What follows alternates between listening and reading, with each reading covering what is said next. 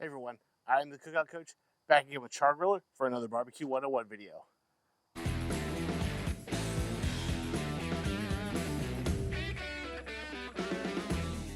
Today we're putting a supercharged twist on a classic. We're going to make some smoked brisket point where your burn ends come from, chop it, and stuff it in a couple different grilled cheeses. Just to show you what you can do when you apply what you know about smoking with BBQ 101 to everyday cuisine. Let's get into it. So we're starting with a good-sized beef brisket point. Now, honestly, depending on how many grilled cheeses you're talking about making, you could start with the smaller one, but this is just one that we still had from our competition trimmings.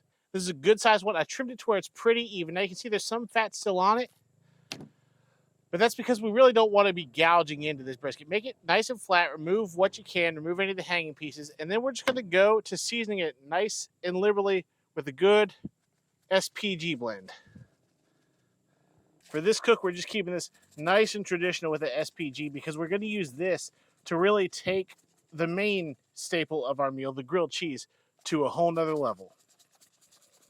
Once we get that seasoned up nice and liberally, we're going to let it sit for just a few minutes while we bring our fire up to about 300 degrees. So once our cold base is started, we've got our wood chunks in, we've got a drip pan just because this brisket point is going to render a lot of fat. We're going to go ahead and get it on right over top of that drip pan. We're going to run this somewhere between 300 and 350. Don't worry about it too much. There's a lot of fat we need to render out of this point. We're going to come and check it in about an hour and a half as the color is right. We're going to wrap it up and really get that thing rendered down. So right now, we're aiming for about 325, give or take a few degrees, and let it go. We'll see it in about an hour and a half. So after between 1.5 and 2 hours, when your bark is set up good, you've got some nice color to that beef, we're going to go ahead, we're going to grab some foil and a pan and some beef stock. And all we're going to do, we're going to grab that point, get down that foil. That pan helps it keep it nice and bowled up for this next part. I'm putting in just about a cup of beef stock. We're going to get this in here and let it braise. We'll go ahead and slide that over back to the indirect side of the cooker. We're going to let that brisket finish out till you get nice and tender. Generally a temperature somewhere between 205 and 210, depending on your grade of brisket. So after your brisket has had time to rest, you can even put it in the fridge, save it, cut off piece we need, and bring it to this part. We are ready to start making some banging grilled cheeses. We're going to make 2 different grilled cheeses today. One of them is going to have some jalapeños. The other one's going to have some onions. Now on a medium heat, these will take a few minutes to brown up, get a little bit of crisp on them, all the bells and whistles. So with our vegetables done, we're going to go ahead and make sure this burner's off, and this burner is on low before we get our bread on. But before we do that, we're going to get some of our chopped brisket point on and just try to put a little bit of a crust on it.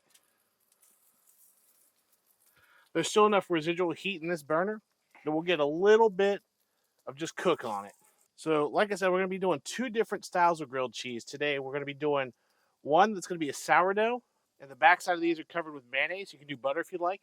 And on the sourdough, we're going to go with a hickory cheddar. Then we've got a nice brioche we're going to put right next to it. Now this brioche, we're going to go with a smoked gouda. And we're going to shut this lid for a second just to hold some of that heat, help that cheese melt. So after just a little bit more than a minute, we're going to go ahead and we're going to start loading up our sourdough with some jalapeños and about half of this brisket. Give it a good squish, always. Then our brioche, we're going to go with these onions. Again, depending on the size of your bread and how much brisket you brought out, roughly about a slice worth of brisket. Go ahead and flip this one over. Give it a little squish as well. Now the key is going to be the right amount of time to get those crusts nice and golden without burning. With the appropriate amount of flipping and attention, nothing left to do but slice these and see what we got on the inside. And just like that, we have some fantastic grilled cheeses to feed. Now you can take this and you can see how a single brisket point can go a long way feeding a lot of people when you infuse it into something like these grilled cheese sandwiches. Hey, take this recipe, make it your own, Let us know how it gets on with you. But till next time, we'll see you in the next one.